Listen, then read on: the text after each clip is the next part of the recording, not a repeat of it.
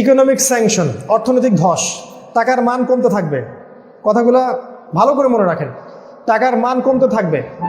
আপনার টাকা পয়সা যা আছে ব্যাংক থেকে বের করে নেন দ্রুত। ব্যাংকিং পুরো সিস্টেমটা ধসে পড়বে।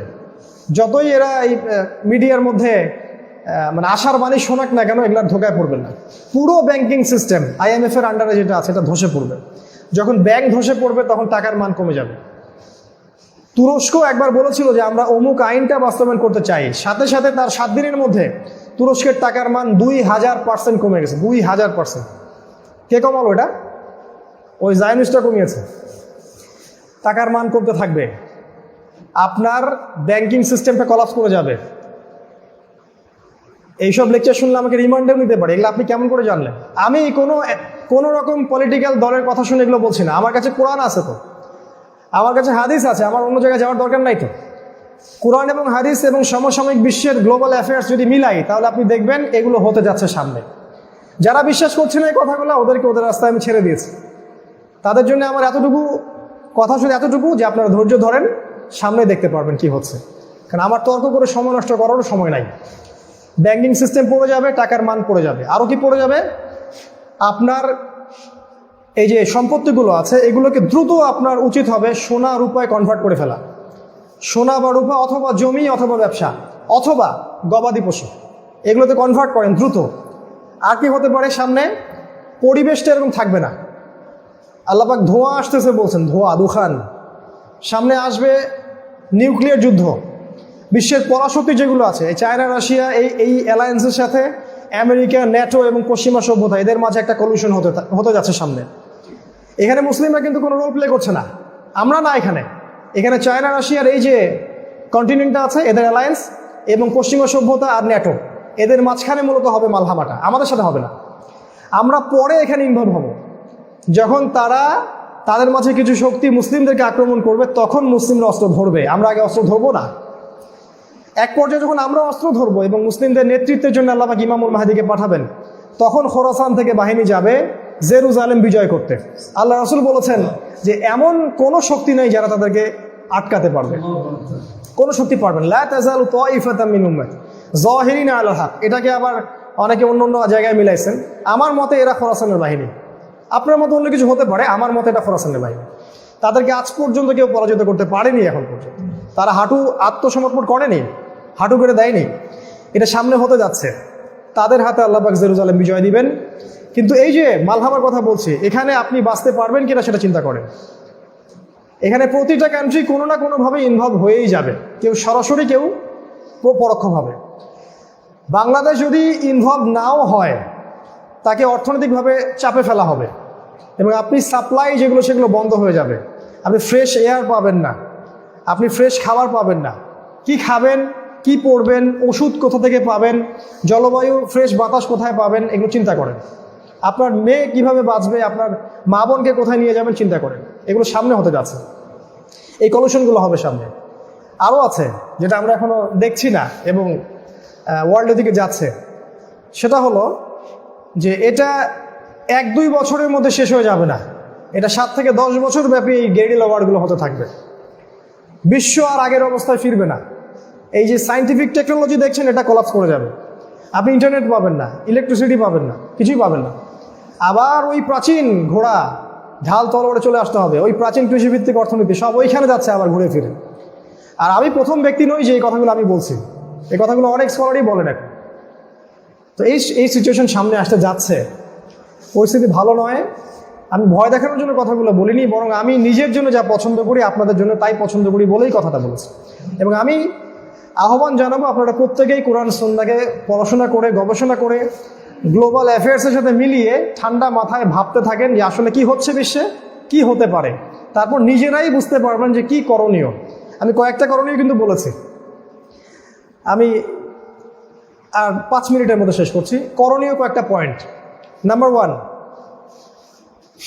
অন্ধত্ব দূর করতে হবে। নাম্বার 1, এটা প্রথম পয়েন্ট। অন্ধত্ব তো বোঝেন, ভিতরের অন্ধত্ব। এটা ততক্ষণ পর্যন্ত দূর হবে না যতক্ষণ না আপনি কোরআন সুন্নাহর কাছে ফিরে আসছেন। এবং কোরআন সুন্নাহকে ওই তোতা পাখির মতো পড়লে হবে না, ঠান্ডা মাথায় ভেবে চিন্তে গবেষণা করতে হবে। এই কিতাব মুখস্থ করলাম আর সেই কিতাব মুখস্থ করলাম, এই দাওরা ফারেক, ওই ফারেক, এগুলো ফারেক টারেক দিয়ে এখন খাওয়া নাই। এরা উম্মাকে কিছু দিতে পারতেছে না এখন, খুবই অল্প, যারা দিতে পারতেছে তারাও খুব অল্প। দেখবেন হাফেজিয়া মাদ্রাসায় পড়ে একটা হিফজখানায় চাকরি করতেছে, দ্যাটস অল। তার কাছে মনে হয় কোরআন এতটুকুর জন্যই নাজিল হয়েছে। আল্লাহ পাক কি বললেন প্রথম আয়াতে আমি যে তেলাওয়াত করলাম, কোরআনের সব কিছুর সমাধান আছে। সমাধান দিবে এটাকে স্কলাররা দিবে, তারাই যদি না বোঝে তাহলে কেমন করে সমাধান হবে? তো অন্ধত্ব দূর করেন। সেকুলার সিস্টেমে যদি পড়েন 20 বছর আপনি অন্ধ হয়ে যাবেন। আর ইসলামিক সেক্টরে যদি পড়েন কিন্তু ইসলামিক পড়াশোনাটাকে প্রেজেন্ট ওয়ার্ল্ড অ্যাফেয়ার্সের সাথে মিলাতে না পারেন তাহলে অন্ধত্ব থেকে যাবে। দুটাই দূর করতে হবে, অন্ধত্ব দূর করেন। নাম্বার 2, আমরা যেটা করণীয় জ্ঞান অর্জন করেন। সময় কম মানে এমন না যে কালকে কিয়ামত হবে। আপনি প্ল্যান করেন, নিয়মিত পড়াশোনা করতে হবে, নিয়মিত। আমাদের ফাউন্ডেশনের প্রতিটা ছেলের উচিত হবে ফজরের পর থেকে পড়াশোনা লেগে যাওয়া। পড়াশোনা ছাড়া কিছু করার নাই আপনাদের আপাতত, মূল কাজ। কারণ যদি আমি জ্ঞান অর্জন না করি আমি বুঝতে পারবো না সামনে কি হতে যাচ্ছে। আর যদি আমি বুঝতেই না পারি সামনে কি হতে যাচ্ছে তাহলে আমার ধ্বংসকেও ঠেকাতে পারবে। কোনো পলিটিক্যাল লিডারও ঠেকাতে পারবে না, কোনো ধর্মীয় আলেমও ঠেকাতে পারবে। একটু দেখলেন না করোনা দিয়ে সবাই কত অসহায় হয়ে গেল? কোন পলিটিক্যাল লিডার আপনাকে বাঁচাতে পারলো এক্সেপ্ট আল্লাহর রহমত ছাড়া? আমি প্রতিটা দিন বাছাই করা কোরআনের আয়াত পড়েছি, করোনার প্রতিটা দিন। আর আমি জানি যে কোরআন আমাকে শেফা দিবে, কোরআন আমাকে হেফাজত করবে। আল্লাহ বা কোরআন এটা বলেছেন, এটাই শিফা, এটাই হুদা, এটাই রহমত, এটা নিরাপত্তা। সূরা বাকারা পড়েন প্রথম 5 আয়াত, আয়াতুল কুরসি শেষের 3 আয়াত, তারপরে সূরা আলে ইমরানের শেষ 10 আয়াত পড়েন, সূরা কাহফের প্রথম 10 আয়াত পড়েন, সূরা হাশরের শেষ 3 আয়াত পড়েন, সূরা ফালাক নাস ইখলাস পড়েন, কাফিরুন পড়েন, আপনি প্রোটেক্টেড থাকবেন ইনশাআল্লাহ। সকালে পড়েন, সন্ধ্যায় পড়েন। এটা তো কিছুই না। মাস্ক আমাকে বাঁচাতে পারবে? কিন্তু আমার ভিতরে যদি সমস্যা থাকে সেটা যেন আপনার কাছে না যায় সেজন্য আমি এটা পড়ছি। এমন তো হতে পারে আমার মধ্যে কোনো সিমটম নাই কিন্তু ভাইরাস আছে। যাই হোক, নাউযুবিল্লাহি মিন যালিক। জ্ঞান অর্জনের কথা বলছিলাম। জ্ঞান অর্জন যদি না করতে পারি আমি সামনের সিচুয়েশন বুঝতে পারবো না, তখন আমার ধ্বংস কেউ ঠেকাতে পারবে না, কোনো পলিটিক্যাল লিডারও না, কোনো রাজনৈতিক নেতাও না, এবং ধর্মীয় নেতারও না। অন্ধত্ব দূর করতে হবে। আরেকটা বিষয় হচ্ছে আমাদের প্রতিটা দিনই ভাই বা বোন যারা আমাদের লেকচারগুলো শুনবেন তাদের ডেইলি রুটিনটা হবে রাসূল সাল্লাল্লাহু আলাইহি ওয়াসাল্লামের মতো। আমি যে কথাগুলো বলছি আল্লাহ পাক আমাকে এবং আপনাদের সবাইকে যেন আমল করার তৌফিক দান করেন। আমাদেরকে ঘুম থেকে উঠতে হবে ফজরের আগে, সালাত জামাতের সাথে। প্র্যাকটিক্যাল কথা বলছি এখন কিছু, এতক্ষণ তো থিওরিটিক্যাল কথা বললাম। কি করবেন? জ্ঞান অর্জন করবেন, অন্ধত্ব দূর হবে, এবং সুন্নাহ, রাসূলের সুন্নাহ 24 ঘন্টার সুন্নাহ আমার আপনার ভিতর থাকতে হবে, এবং গর্ব করে বুক ফুলিয়ে সুন্নাহ পালন করতে হবে। কারো দিকে তাকানোর সময় নেই। আপনার ফজরের আগে উঠতে হবে, ওই সময় একটু দোয়া করা, দোয়া কবুল হয়। আল্লাহ তৌফিক দান করুন সবাইকে, আল্লাহুম্মা আমিন। ফজরের সালাত পড়ার পরে ঘুমানো যাবে না, ওই সময়টাই পড়াশোনার সময়, ওই সময়টাই আপনাকে বই নিয়ে বসতে হবে, কোরআন নিয়ে বসতে হবে। প্রতিটা দিন মিনিমাম 1 ঘন্টা কোরআন পড়তে হবে। আমার কথা আপনি বোঝেন বা না বোঝেন, কোরআন তেলাওয়াত করতে হবে, বোঝেন আর নাই বোঝেন। আর আমি তো বলছি বারবার, বুঝতে হবে। আপনাকে আরবি ভাষাটা শিখতে হবে। আরবি ভাষা না জানেন অ্যাটলিস্ট কোরআনের আপনাকে তর্জমাটা পড়েন, A to Z তর্জমাটা পড়েন। ডেইলি 4-5টা করে হাদিস পড়েন, একটা বিষয়ভিত্তিক বই পড়েন। সকালের 2 ঘন্টায় দেখবেন আপনি অনেক কিছু পড়তে পারবেন, অনেক কিছু। এরপরে ঘুমানো যাবে না, এরপরে আপনি জগিং শুজ আপনাকে পড়তে হবে।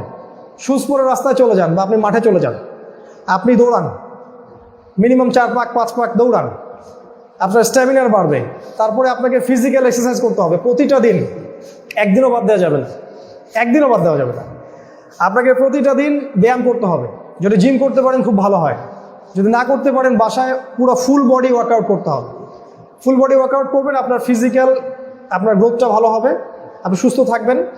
এই ব্যায়ামের সাথে কোরআন মেমোরাইজ করার সম্পর্ক আছে। আপনি যত ব্যায়াম করবেন তত সুন্দর আপনার মেমোরিটা ভালো থাকবে, মেমোরি শার্প থাকবে। প্র্যাকটিক্যাল কথা বলছি এখন। এবং কোরআন হিফজ করতে হবে মিনিমাম 1 পারা, মিনিমাম 1 পারা হাদিস হিফজ করতে হবে।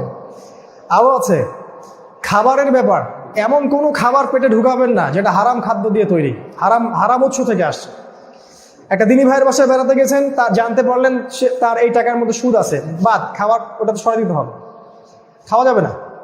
কোনো হারাম খাবার যেন আপনার পেটে না যায়, এবং কোনো দাজ্জালীয় ফুড যেন আপনার পেটে না যায়। কোনো ম্যানুফ্যাকচার্ড খাবার খাবেন না, বাইরের সব খাবার বাদ। যে খাবারগুলো সুন্নাহ প্রফেটিক, ওই খাবারগুলো খেতে হবে আপনাকে। ফিজিক্যালি আপনাকে স্ট্রং হতে হবে। এবং প্রত্যেকটা ছেলেকেই ব্যক্তিগতভাবে, আমরা এখন তো অ্যাসোসিয়েশন ওয়াইজ এটা করতে পারিনি, কারণ করলেই আমাদেরকে ধরে নিয়ে চলে যাবে। প্রত্যেককেই নিজ নিজ তাগাদায় সামরিক যে প্রশিক্ষণ সেটা নিতে হবে।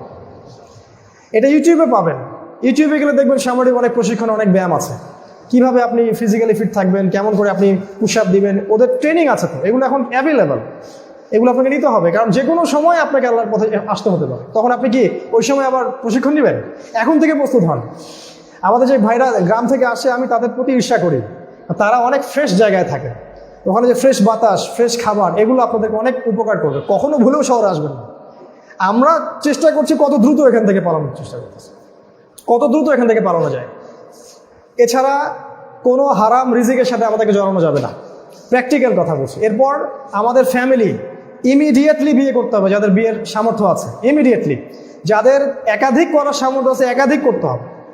ওইসব সেকুলার আইন বাদ দেন, বয়স হয়ে গেছে 18 বিয়ে করে ফেলেন, ওইসব আইন টাইন বাদ। প্রয়োজনে জাল কাগজ রেডি করে রাখেন, বিয়ে করে ফেলেন, অথবা কালিমা পড়ায় বিয়ে করে ফেলেন, ঝামেলা শেষ। কেউ জানবেন আপনি বিয়ে, কিন্তু আল্লাহর আইনে আপনি জানবেন আপনি বিবাহিত। ট্রিক্স অ্যাপ্লাই করতে হবে। ওরা যদি আমাদের সাথে ট্রিক্স অ্যাপ্লাই করতে পারে, আমাদেরকে করতে হবে।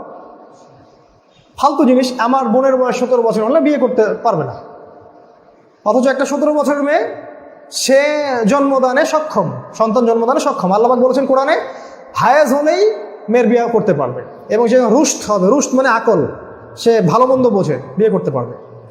আমাদের ইমানের চেয়ে বেশি শক্তিশালী না কেউ, আমাদের ইমানের চেয়ে বেশি শক্তিশালী না। আল্লাহ পাক চাইলে আমাদের ইমানের কারণে আকাশ থেকে ফেরেশতা নাজিল হবে। এটা হয়েছে আগে, এখনো সম্ভব। এটাকে বিশ্বাস করেন? এটা সম্ভব। আর ইসলামের বিজয়টা সংখ্যা গরিষ্ঠতা দিয়ে হবে না, উন্নত প্রশিক্ষণ দিয়েও হবে না। আমাদের বিজয়টা ইমান দিয়ে হবে। আল্লাহ পাক আমাদের এই বিজয়ে আমাদেরকে বিজয়ী কাফেলার সাথে অংশ নেওয়ার তৌফিক দান করুন, আল্লাহুম্মা আমিন। এখন ভাই, শেষ কথা হচ্ছে, সময় কম, আমাদেরকে প্রস্তুতি গ্রহণ করতে হবে। প্র্যাকটিক্যাল প্রস্তুতি, অর্থনৈতিক প্রস্তুতি, ধর্মীয় প্রস্তুতি, সব কিছু গ্রহণ করতে হবে, শারীরিক প্রস্তুতি। এবং ফাউন্ডেশনের আহ্বান হচ্ছে, আপনারা যা কিছু আছে, মেধা হোক, টাকা হোক, জমি হোক, আপনাদের প্ল্যান হোক, কোনো প্রজেক্ট হোক, যা কিছু আছে সেটা দিয়ে আমাদেরকে হেল্প করেন। মাসিক ইনামত দেন, আমাদের সেমিনারগুলোতে আসেন, ভাইদেরকে দাওয়াত দেন। আমরা কোনো দলাদলি যাচ্ছি না, আমরা পড়াশোনার একটা রেভলিউশন চাচ্ছি, যে ব্যাপক পড়াশোনা যেন আমাদের উম্মার এই যুবকরা, যুবতীরা, এই ছোট বাচ্চারা করতে পারে। আমরা চাচ্ছি ইকোনমিক হালালত্ব, সব হালাল ইকোনমিক সোর্স আমরা চাচ্ছি। আমরা চাচ্ছি মুসলিম ভিলেজের কনসেপ্ট। আমরা চাচ্ছি ব্যাপক দাওয়া এবং নারীদের মধ্যে ব্যাপক একটা রেভলিউশন। এই জিনিসগুলো নিয়েই আমাদের ফাউন্ডেশন। এখানে আসলে আহামরি এক্সট্রাঅর্ডিনারি কিছু নাই, এগুলো বেসিক জিনিস, ইসলামের বেসিক জিনিস এবং সোশ্যাল ওয়ার্ক। আল্লাহ পাক আমাদের সবাইকে এগুলো বোঝার তৌফিক দান করুন। আমি হয়তো একটু বেশি সময় নিয়ে ফেললাম, এজন্য আন্তরিকভাবে দুঃখিত।